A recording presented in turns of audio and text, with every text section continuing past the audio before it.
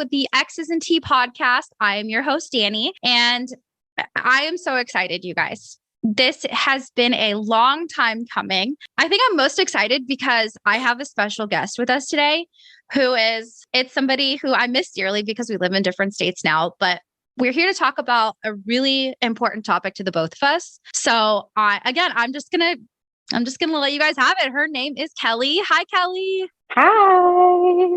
I am so excited that you were wanting to come talk because I know that this particular topic that we're speaking on today has been something that has like molded our relationship together for so long.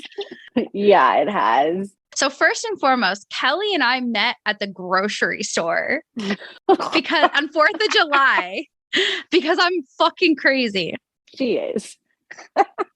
So Kelley is my introvert that I have roped into my extroverted life. It was 4th of July. I think you were there with your whole family, basically. And I was. Yeah. And I think I had my 2 kids with me as well. And which is so crazy because my little one was probably months old at the time, like just a little guy. He was tiny.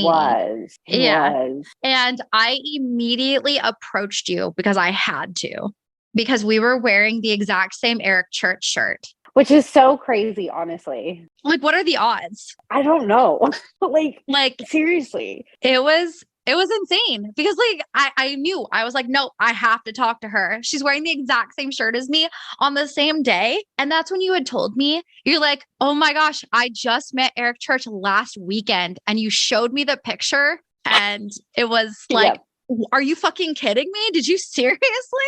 It was wild. It was wild. And what's funny is I think you're the reason why I reactivated my Facebook after having been off for a couple of years. Oh my gosh. Because at that time I was in the mindset of my business and asking everyone for Facebook. That's right. Because at the time you were actively doing Scentsy. I don't think you had started Pure Romance yet. It was just Scentsy at the time. Yeah. So we connected on Facebook following that. And I think we just like kept talking. And eventually and then you invited me to your birthday. Oh my gosh, that was so fun. Oh, that was a fun birthday. I still have the Polaroid from that. So if you're okay with it, I'm going to post that Polaroid on Instagram. Yes. Yeah.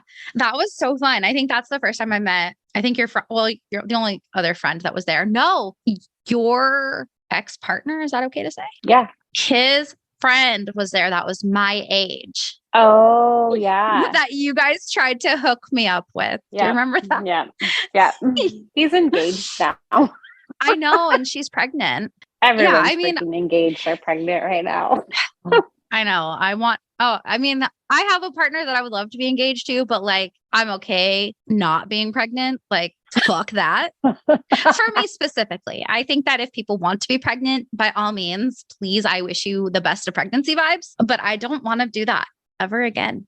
Now, because of that day, because of the grocery store, because I go and talk to everybody. It's something that I've done, but I really started doing that after I had joined Worldwide, which if you haven't seen my Worldwide episodes, please go check them out. So many good stories. It's an awesome, but chaotic time. But I talk to everybody. And so Following that, we really connected because we both love Eric Church. We both love country music in general. We have a lot of the same hobbies that we really enjoy. So it just kind of grew from there. And one of the topics that did hold us together as something that we really bonded over was being raised by narcissistic parents.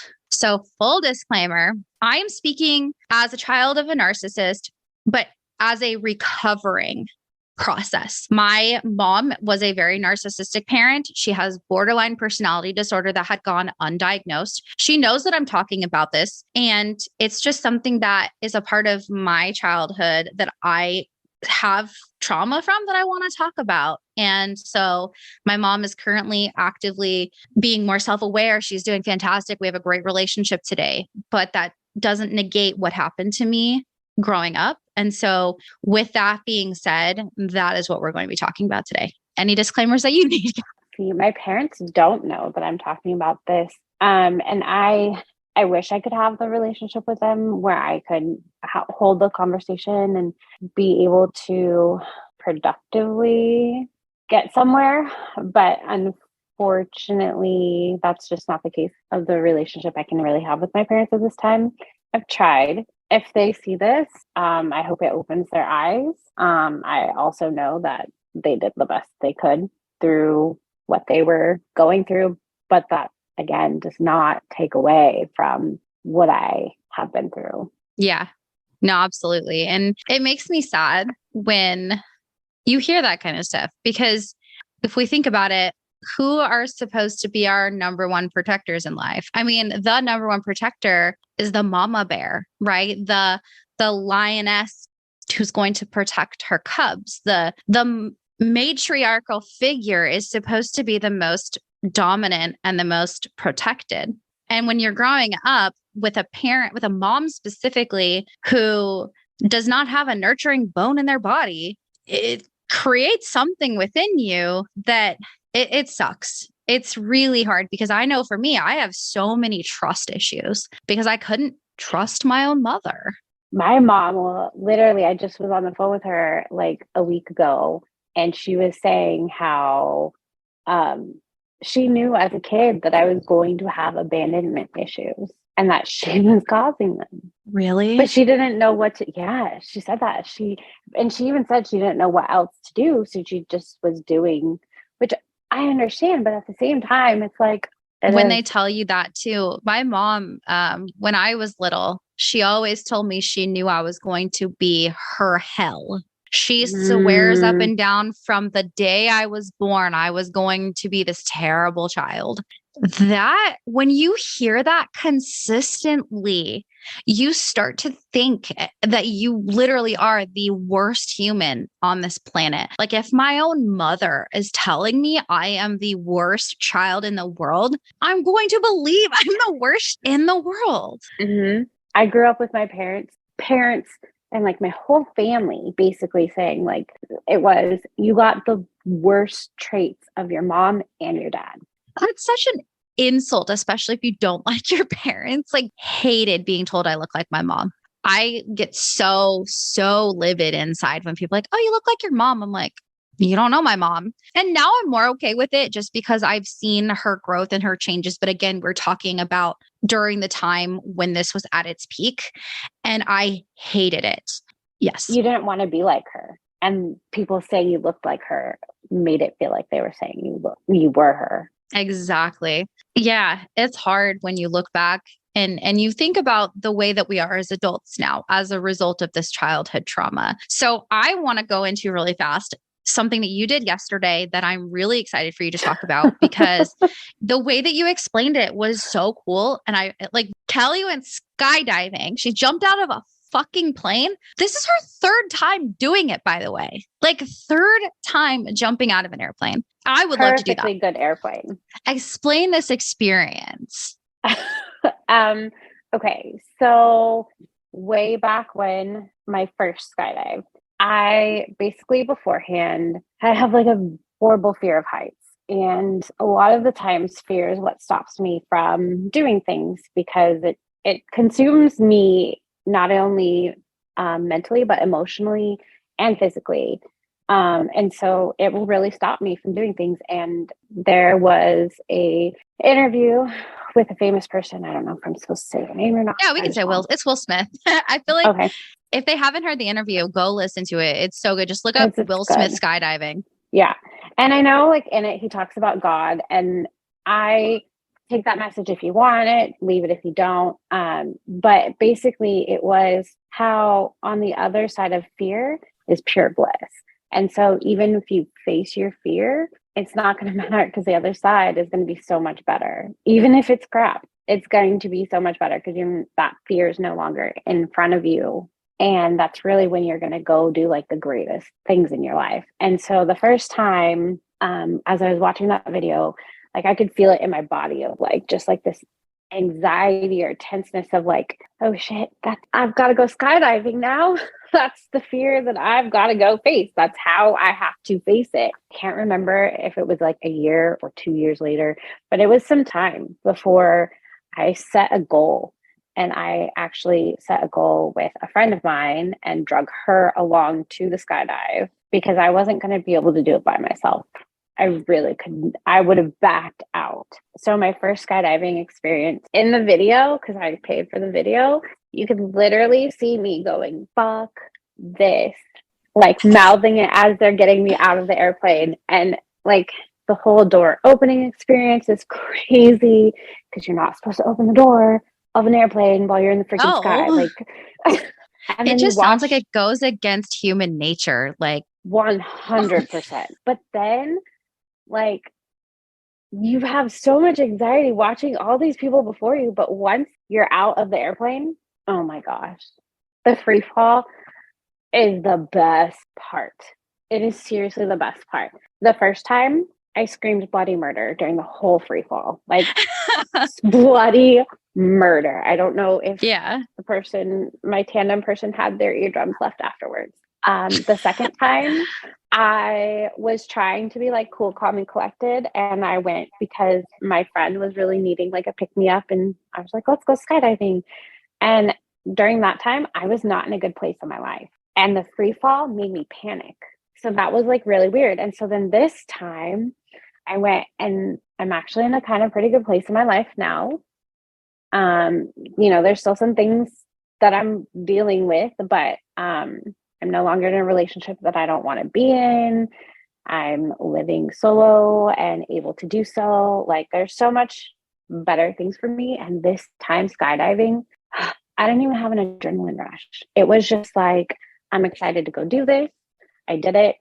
And my tandem dude was really freaking cool with the video guy. Like, the video guy came up and they like held hands and they like turned him upside down. So there's pictures like, so you can like see sky above me. And he did like all these cool tricks that like the whole time I was like, fuck yeah, hell yeah. And like, I was like, wee, whoa, like just having the time of my life. And it's so weird to think that like the first time I went, I was facing a fear, and that was the whole thing. The second time I went was really for fun / trying to help a friend pick me up, and I wasn't in a good place in my life, and that was scary. It was hard. And then the third time, now I'm like, another day in the office, let's go jump again. That's crazy.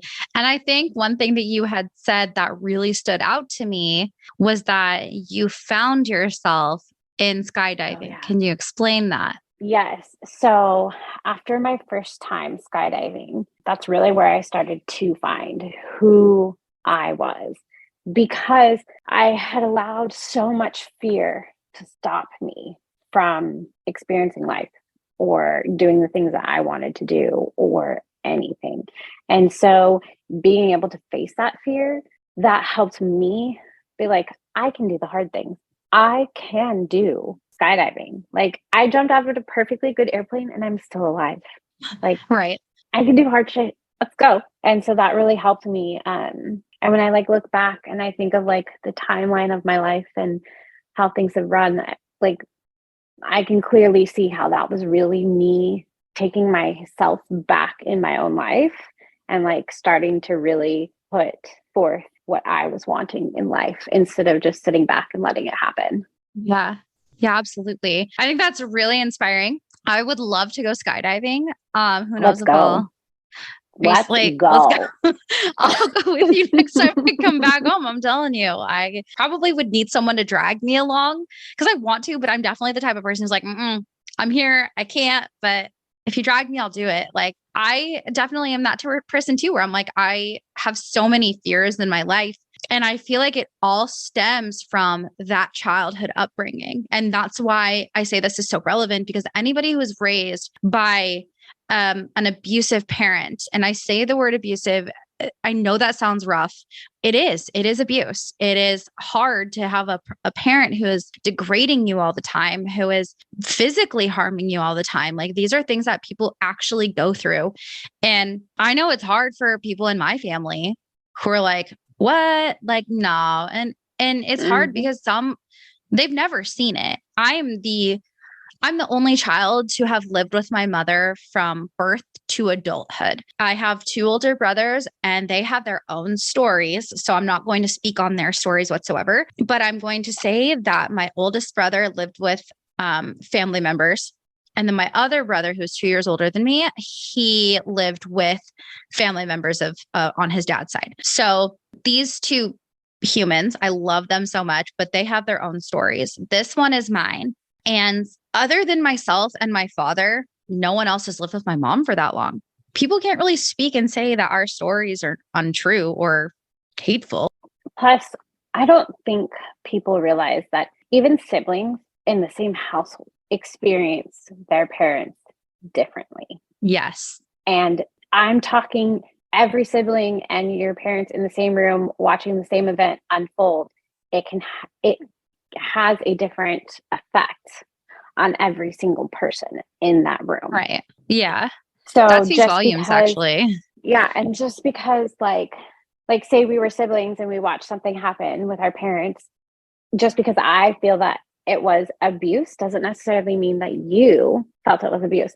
And it's interesting to me to like think about that, just because I do have 3 older siblings and a younger sibling. And like, it's interesting to think like we all went through the same stuff, yet its effect was so different on us, yet not, because we all grew up with pretty interesting experiences. Yeah, definitely. I think you're right. You're absolutely right. I've never thought of it that way. So that perspective is amazing, because you're right. No two people experience the same thing the same way. And there's also the way that people see other people, because here's the thing. No narcissistic parent is going to go out and portray themselves in a negative light. They're not going to do that unless their mask slides off, which the time, like, I've been thinking about this topic a lot lately. And I was thinking back, because I have family members who had no idea that this is what I was going through as a kid. Like, they saw my poor decisions and were at the time like, you're a bad kid. Like, you're the worst kid. You're making bad choices. You're a bad example.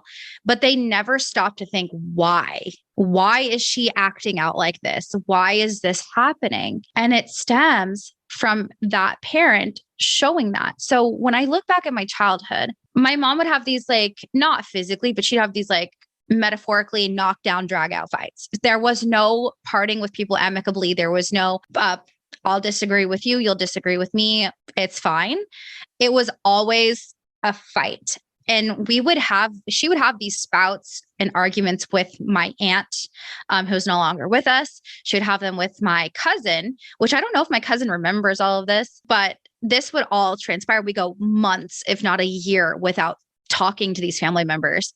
And to me, seeing that as a child, that was normal. That was just, and it was their fault. It was never her fault. Like, that's why other people look in on these types of stories. Like, people don't necessarily want to look at their own family's, I guess, dark secrets and face them. But then they'll speak highly and give accolades to celebrities who are coming out and speaking out on their abuse, like Jeanette McCurdy. Like, I had family members, cousins, people who were always like, yeah, like, good for you for speaking out.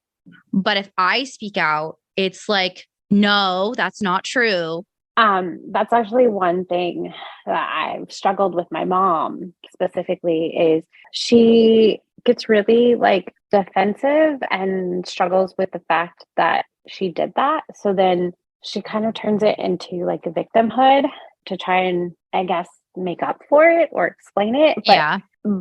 But it doesn't come out right. Not at all. In fact, that's actually a key trait of narcissism, is that aspect of it, playing the victim. And with borderline personality disorder, that is a trait of it. And I've learned a lot about BPD from somebody that I know who has it, who lives a healthy life, very, very transparent person, very self-aware, just gave me so much closure in knowing that I'm not crazy. But I didn't speak to that person until, like, I was an adult. So going through that as a kid, all I knew was that my mom would get extremely angry, to the point where she would say the worst possible things, anything that was going to, like, jab and then twist, just as painful as she could make it. And that's traumatizing, like extremely traumatizing, because that sets the tone for later in life, what you will expect and what you will accept. And that's from your own mom. From your mother, from the person who gave birth to you, who claims, I gave you life, be grateful. But how am I supposed to be grateful as a 7-year-old who's being told I'm the worst child? I'm sorry, I'm laughing because I literally thought of I brought you into this life and I can bring you out of it. Yeah, exactly. Like, same that thing. Is so bad. It is. It is so bad. And I just don't understand how people don't connect the two. And I'm not surprised I ended up in a bad relationship with Kyle. I'm not, because my mom, it was normal for me. It was normal to be treated that way. That's how I ended up in toxic friendships, was because it was normal for people to act like that, for people to be selfish, for people to not consider my feelings, for people to, take care of themselves and give me the bare minimum in a friendship. That hurts. How do you coexist with that? Like, honestly. It's not easy. I know for me personally, I don't have much contact with my parents because of it. Because it is hard to coexist, because it is hard to set the boundaries and have them respect the boundaries. And I know my oldest sister actually is really good with helping me, because like we're in a group chat with like my parents, or I guess my mom. And so my oldest sister, like when anything is going on, she'll private message me and be like, do not feel pressured. What is really on your mind, and how can I help support you in this? Because even my oldest sister is like, they shouldn't be doing this, but this is the situation. So how can I best support you in here? And I would love to have a better relationship with my parents, but I don't know if it's possible. Yeah, so I just definitely love them at a distance. Sometimes you just kind of have to. I mean, some people have to go no contact with their parents, and that's okay too. I think that whatever the circumstances are for individuals, that it's going to have them live the best healthy life, that's what they need to do. I've joined several like daughters, specifically daughters who were raised by narcissistic mothers. And that is a community that I never really thought I could connect with so well. People will post things. I'm like, oh my gosh, my mom did that. It just felt it felt normal, which is unfortunate to say.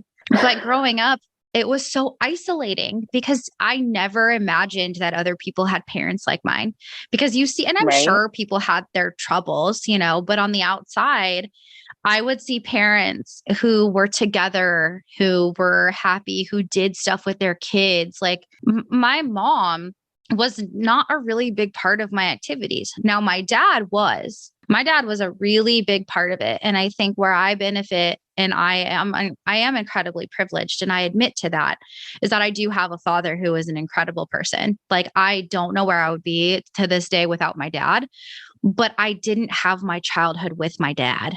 I had the first 10 years with my father, and then I had 10 years without him, because my mom poisoned me against him. And they do that. They'll poison you against whoever is threatening them. Yep. I literally remember standing on the kitchen table in the middle of dinner, screaming at my dad to divorce my mom when I was like 4. Wow. Yeah. 4? Yeah. You're a baby, but you still knew.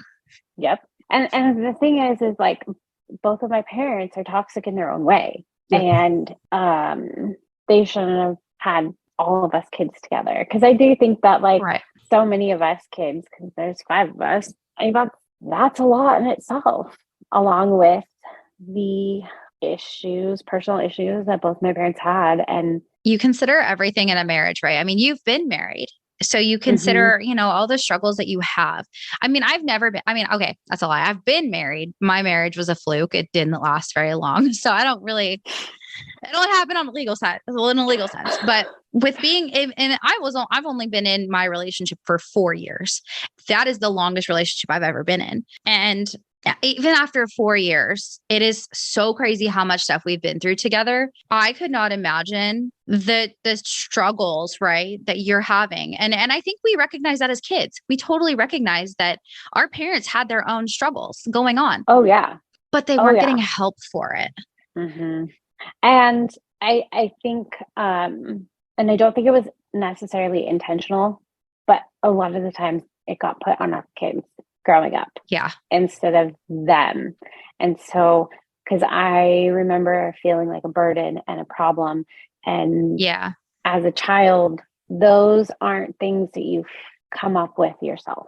No, there's something that happened that causes all of those emotions, because at some point your parents made you feel like you were the problem. And my mom is so guilty of that. I mean, after her and my dad divorced, I went to live with her, and I had to quit all of my activities. My dad was my coach. My dad made sure he was my coach, like playing t-ball. I played t-ball and softball, but when my parents divorced, I couldn't play softball anymore. My mom wasn't going to take me. She didn't want to.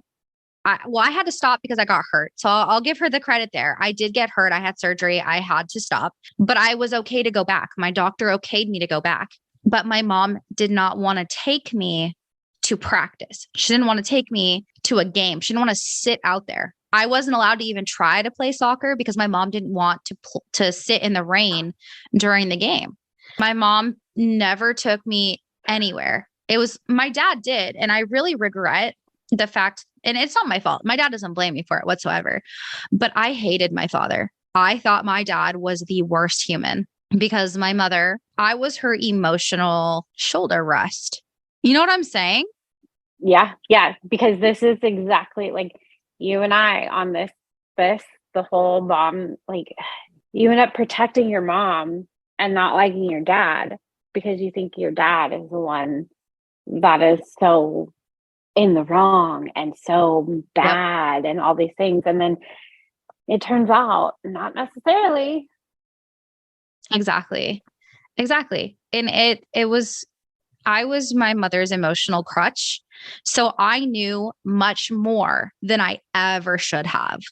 I mean, I was in charge of everything. I had to grow up so fast. I mean, my mom would ask me, what internet should we get? So I had to, research the internet. What's the best thing to have? What type of computer do we need? When we were looking for apartments to live in, I got to pick where we lived. I had friends who lived in this apartment complex. I got to pick where we lived. And I was 14 years old. 14 years old. I'm making these decisions. I'm choosing what TV networks do we have, grocery lists. Like I was in charge of all of the responsible things, but of course I was a kid. I was never actually responsible for it. And I was allowed to be older than I was. And I think that's what really killed me. But that's when I got along with my mom the most because she is mentally 16. Yep. That's the only time I got along with her because that's when I started drinking. My mother bought me alcohol. My mother would buy my friends alcohol. I really contemplated saying that, but it's the truth. She bought us all alcohol. All we had to do was ask. Right. My mom was the cool mom. We had the party house. She would leave. She left one New Year's and me and my brother threw a big fucking party where we had 20, 30 people coming in and out. 30 is probably an exaggeration, maybe 20, but it was a lot of my brother's friends just coming in and out. People would stop by, bring jugs of Caribou Blues. She bought us a bunch of alcohol before we left. It was fucking dope when I was that age, but it was fucking stupid. I never should have been doing that stuff. So your mom went out of town for the weekend and she bought you alcohol before she left. Yep. She knew. Which I struggle with because I know even my parents were, if you want alcohol, let us know and we'll get it so you can try it. Right. Which I never did. Actually, I think I did when I was finally 18. I told my dad I wanted to try Guinness and he went and bought me Guinness. I hated it. Yeah. But I was 16 going over to my boyfriend's house, getting drunk and sleeping with him and spending the night. Yeah. And my parents were excited and at, when I was in high school, wanted me to marry that guy because of the type of person he was and what he had done for his friends, which, yes, was very admirable. And I'm not going to say it because then everyone will know who it is.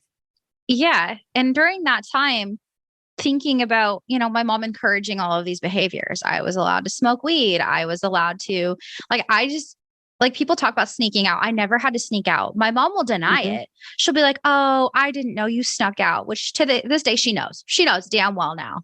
But all I had to be was with the boys. I had a lot of male friends, or I had my brother and his friends. As long as I was with some male of the age of 14 who was going to protect me somehow, or 16, that was going to be okay. I mean, she even there was this unwritten rule that if the cops called her, she was going to protect us. Swear.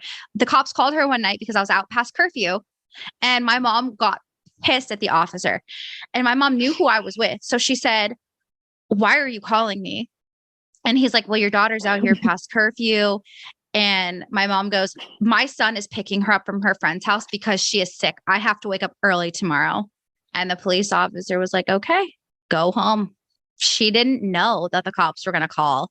I didn't fucking know that the cops were going to call, but there was an unwritten rule that if they were going to call her, we had a cover story. I mean, pretty cool when you're going up. Exactly. But what does that create though? It sounded cool when I was 14, 15, 16 years old. But when I was 14, I started being groomed by an older guy. And that is where I look back and I'm like, that right there, when we let kids grow up before they need to, they have this sense of I am this age. I know what I'm doing. I was 14 and I had met this guy who went to military school with my brother. This guy was already 2 years older than my brother. My brother was 2 years older than me. This guy was 4 years older than me. I was 14. He was 18 when he graduated from this military program. And that's when we started talking. My brother introduced me to him. And so we started talking. By the next year, we were dating and I had met him in person.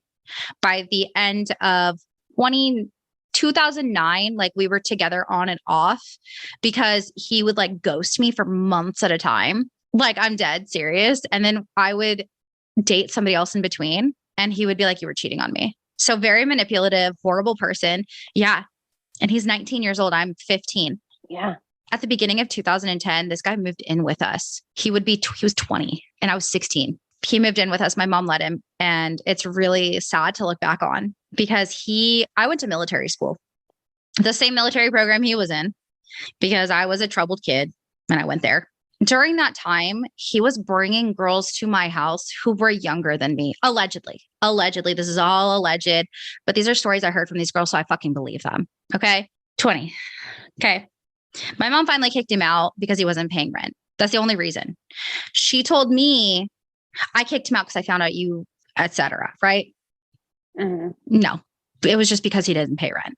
That created such an unhealthy, very, very codependent side of myself that made me a people pleaser. And I hate it. Yep. And what's crazy is as you were telling me that story, I literally have the same freaking story. That's right. Mm-hmm. You do. Because at I want to say 13 is when my grandpa started having Alzheimer's really bad. And at that point I was online. I mean, everyone our age at that point was, trying the online chatting, AOL and all that AIM and shit. And I had met someone online and totally groomed me and everything. And he eventually came out to visit. And I, yes, at the time lied and said I was 16 or something, right? And I wasn't. But he lied and said he was 21. But still, 16 and 21. Mind you, I was 13. Yeah. I was 13. So the guy comes out to visit, isn't the person in the picture that I had been sent, a physical picture, because back then, that he had mailed to my house because I gave him my address to mail me stuff. So the first time he came out to visit, I met him at a motel, checked his ID while he was in the shower.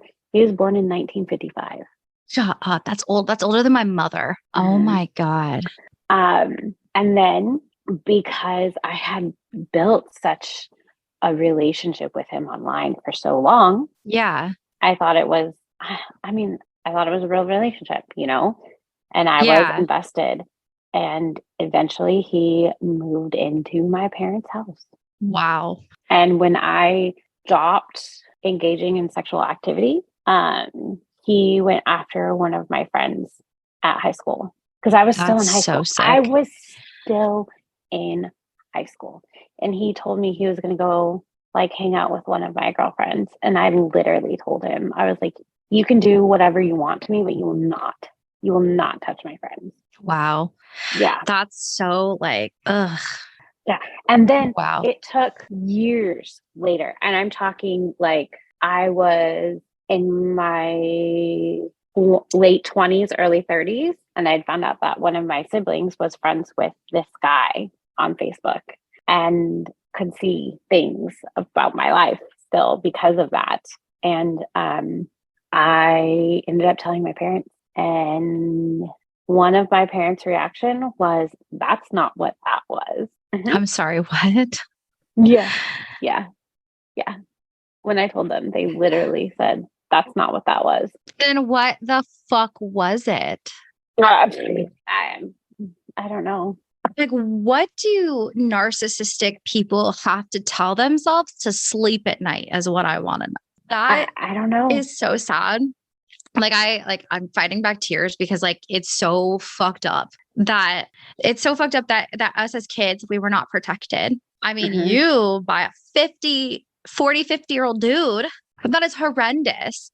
Like, and at what point when your underage child, I don't care what gender, and I don't care what gender the over 18 person is. If your child is underage and they're bringing someone that you have never met before as an adult around, I'm sorry, there needs to be some questions asked, because I get that not everyone is out there to groom and do sure. harmful things. But yeah, there's questions. Yeah. Like, what are you doing?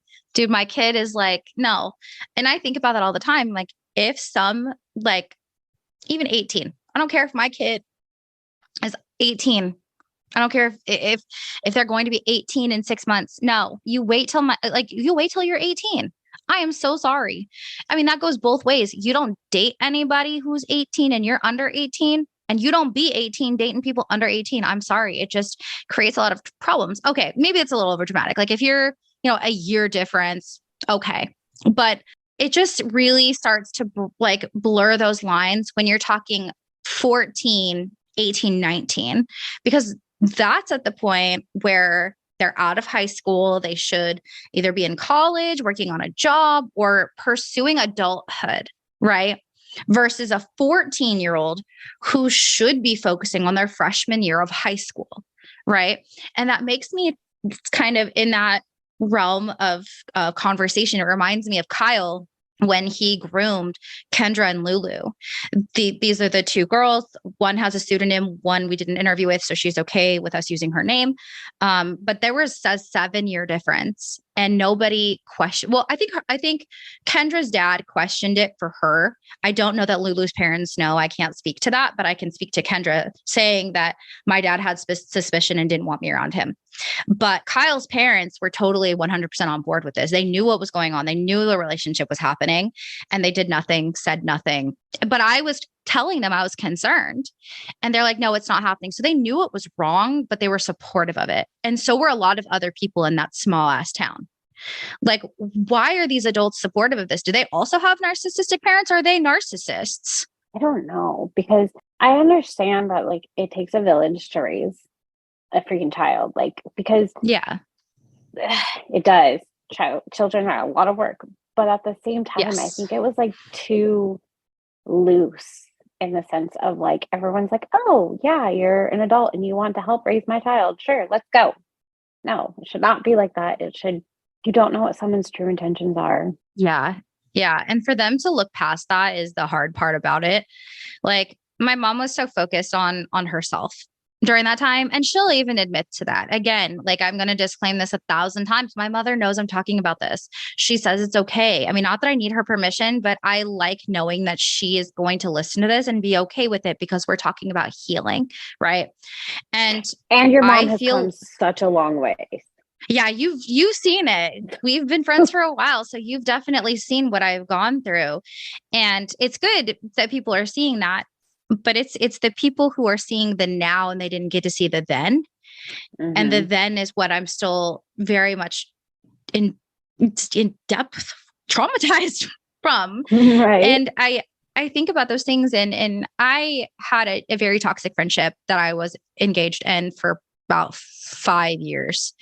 And me and that dude, we connected on a very toxic personal topic, very similar. I'm not going to mention too much about it, but essentially this person, he was not good to me. Like it was a very one-sided, very clearly one-sided friendship. I had known him from like a distance for a while, but then like I got to know him on a deeper level. And when I knew him on that deeper level, I was like, dude, you are so selfish. Like it got to the point where my partner hated him. Like it was, you need to stop being friends with this person. They're doing no good for you. You have anxiety when you hang out with them. You're afraid to say what you want to say around them because they're going to get upset. Like this is as toxic of a relationship as it was with Kyle, with the except for the abusive part, because I would address something with that person and he would say, well, then why did you agree to that? And I was just so baffled because this person, he had also a history with abuse. And for him to say something like that to me was incredibly hurtful because how dare you? Honestly, how fucking dare you? We like, when you are in an abusive relationship, it's like saying, why did you stay? Because at the time I agreed to something fucking different, stupid. Like, come on. So he and I did have to finally discontinue a relationship. I'm serious. We did have to discontinue our relationship. I haven't spoken to him for a long time now, but that's something that I look at and I'm like, my mom's like, that's because of my mom. I am a people pleaser because of my mother. I have a hard time setting boundaries with people because of my mother. I want people to like me because of my mom didn't. And if I can just tiptoe just enough, somebody will stay my friend. If I can tiptoe just enough and be weak enough, someone will stay around me. And because I've never had consistent relationships because of my mom. You're pointing at me. I feel like you get it. Yeah, no, like legit, like because I have been a people pleaser my whole freaking life. And there's been so many times where like I'm like, I hate that I am a people pleaser. Like I don't want to please people. I don't want to please people 24/7. I would like to please myself. Thank you. Like, come on. But it's because growing up, I was told to not like myself because again, you're got the bad qualities of both your parents. Like you got the worst of both of us. Like, how am I supposed to like that? You don't. You learn to hate it because if your parents are saying those bad things about you, you're not supposed to find yourself good. I mean, my mom would mention, like, I remember being like a teenager and I was not, I had grown, I was the fat kid growing up for sure. Like, I want to say during my during the adolescence period prior to like preteen, basically, I was a heavier child and I got made fun of for being fat. It was awful. And my mom, I remember was praising the fact that I was dieting at the age of fucking 11, 12. I was obsessively doing crunches. I was restricting my food. Like I did not realize, but I had a fucking eating disorder that I did not recognize that I had. Right. So I lost weight. I lost a pretty decent amount of weight, but I had continued this continued. Right. So I'd lost weight and the person who made fun of me would become my best friend. How is that acceptable? And it was a dude. It was a guy. This guy called me fat. And I guess the next year he didn't recognize who I was. And we became friends. We talked on the phone every single day for hours. I went to his birthday party. He hung out with me on my birthday. We were tight. Why the fuck was that ever okay? Yeah, which just literally reinforced the fact that you lose weight. And now you can have the happy things that you couldn't have when you were fat. Yeah. which When I was what they considered fat. And I Yeah. don't fat shame. No. Because I have been considered the fat person, I'm still the fat person. Like, I do not fat shame. I get pissed when people fat shame because it's like, who are you to feel entitled to saying that somebody else's body image is bad? Like, there are people that I do not like in this world, but you will not see me, you will not catch me insulting the way that they look, because that, if you are only resulting in insulting somebody's physical appearance, you don't know them well enough to actually say something. If you can speak factual and mention bad things that they have done to make you feel bad, like negatively towards them, sure, go ahead. But do not call somebody stupid. Do not, I mean, I said that like it was a joke, but I'm not going to mention somebody's intelligence level. I'm not about that, because I've been that person. And that was a huge part of like my preteen and teenage years, because by 7th grade, I was very thin. And my mom still told me I was not thin enough for a belly button ring because I wanted one so bad. And it was not that she was against me getting it. I was not thin enough for it. And that was so devastating for me. Can we just pause and stop for a minute? That you were how old? I was like 14. Okay, so 13. 13, you're not skinny enough for a belly button ring. How is that not sexualizing you as a girl? Exactly. That's exactly what it was. It was my mom projecting her own insecurities onto me, and me 100% developing those insecurities, and me feeling like I have to look some sort of stereotypical way in order to have certain things. And that's where I think that's what really like created this unhealthy relationship with food, because I would starve myself and then I would binge. I never got to the purging point. I can't for the life of me do that. But that doesn't mean I didn't try. It wasn't for me. But it was something that created this really unhealthy relationship with food, with people, with everything in my life. I mean, I was binge drinking at the age of fucking 15. I was binge drinking. I remember me and my buddies, who were my brother's friends, we had this goal. My brother was gone for 6 months at this military program. We were going to have 60 bottles done by the time he got back. I mean, that's 10 bottles a month. We did it. I was drunk for an entire week straight, several times. And I was binge drinking because I think a lot of it was because I wanted to fit in. And 2, I was not insecure when I was drinking. When I was drinking heavily, I could be this outspoken person who I can't be normally, is what I felt. As extroverted of a person as I am, I have such a hard time speaking out, which is so weird. So with you saying all of that, it just made me realize like that is exactly why I used to drink.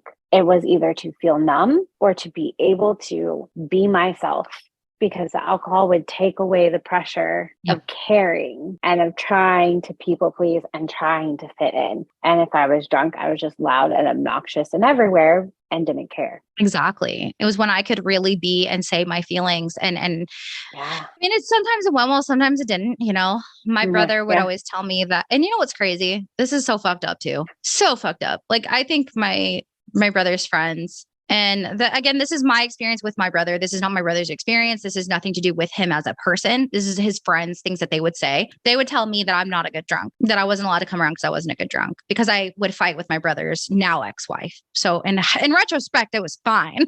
But back then it was never okay because I would start drama with her. But here's the thing. I was a child.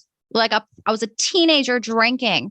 What teenager is going to be a good drunk? None of us were. One of my brother's friends that he was friends with a long time ago would always start fights. He'd always want to be fight. He'd be like, I want to fight. I want to fight. And he would just go pick fights with people. Like, that's not a good drunk. Excuse me? Right. Like, what are you talking about? None of us were good drunks because we were kids. Our brains don't even fully develop until we're 25. Right. There's a reason why 21 is the drinking age. Yeah. Yeah. But you couldn't have told us that when we were kids though. Nope. Not at all. Not at all. There was no way, especially when you have parents who either don't care or who are giving it to you. I mean, my dad never did. Right. My dad was always like, nope. Because I would beg him to drink on camping trips. We would go camping and he had this coworker who had kids my age and he would invite. So he had a kid my age and then that kid would invite other his friends. So it was a bunch of kids my age, who were a bunch of dudes. I think he brought his girlfriend on one trip. My dad was baffled by the fact that he brought his girlfriend. He was like 16, 17, maybe 16, and they were sleeping together. My dad was so shocked. Like he was like, are you fucking kidding me?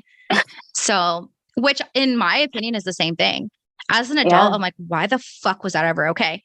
But at the time, I would beg him, Dad, can I drink? Please, just a Mike's Hard Lemonade. My dad's like, no, I don't care if they're drinking. You're not going to. It's illegal. I'm not going to give into that. He's like, absolutely not. You do not need to drink. And I to this day, I'm like, thank you, Dad. Thank you for being that parent for me because he was the parent. I look at where all these people are in their lives now and kind of what they're up to. A lot of the people that were drinking at that age are alcoholics to this day. I've seen them drink and drive.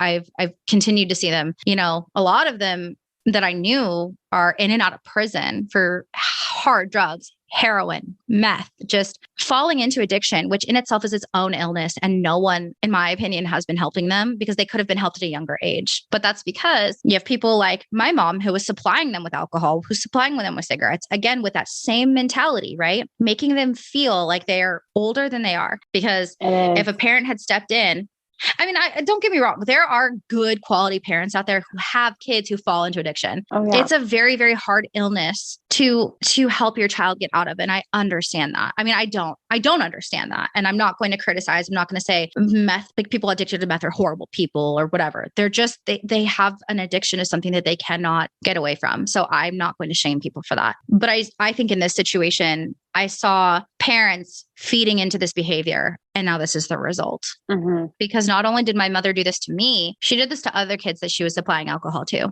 And their parents didn't know. She was lying to their parents and providing all of us alcohol to the point where we were throwing up in her bathroom and she would be laughing with us, laughing at somebody throwing up in our bathroom. Which, I mean, I know that's typically really hard for people with good parents to imagine, but it's real. It is so real. And if anyone who's listening that is like, oh my gosh, this is absolutely insane, I'm so happy for you. I'm so happy. Same. If this is total, yes. If this is unfathomable for you, thank God, thank the universe, whatever you believe in, like thank something, because as much as you probably have issues with your own parents. Yeah, right. And these are things that we don't wish anyone would experience from their own parent. And part of the reason why we are talking about it is because of the years of us conversating. We both really feel like it's something we need to open the discussion up and be vulnerable, open, real, honest, like all the things about all the things that we experience from our own parents. It's an uncomfortable conversation. It's uncomfortable for us because we have to talk about it. It's uncomfortable for people to listen to, but it's really uncomfortable for the people who don't want it to be spoken about. And you will hear me laugh at things that aren't funny, but that is also how I cope. Same. Oh yeah. We have dark sense of humor because how else are you supposed to cope with trauma? And that's what I always say. Like I have a really fucked up sense of humor because of it. But it's so crazy. We're actually at just over an hour. So yeah. Yeah, I know. It's crazy. So we're going to go ahead and wrap it up here. There'll probably be a part 2 to this because this is a topic that we could probably go on forever because I don't even think we barely scratched the surface. Everybody, please come back for this because we're going to dive into so many different aspects of this. So stay tuned. Kelley, thank you so much for coming. Thank you. I'm so grateful. It's so cool to be able to banter back and forth with somebody who's like gets it. And then again, I think that you have a really good message to share. So are there any last thoughts that you want to throw out there? Whatever your fear is, face it and go find yourself again. And if it's skydiving, I'll go with you. That was deep. I love it. Awesome. Well, everybody, you guys can follow us on Instagram. You guys can follow the X's and T podcast on Instagram at X'sandT_podcast. We're still working on the TikTok, still working on some different changes that are coming soon. Super excited for that. But stay tuned. Thanks for coming, everybody, and have a great night. Bye.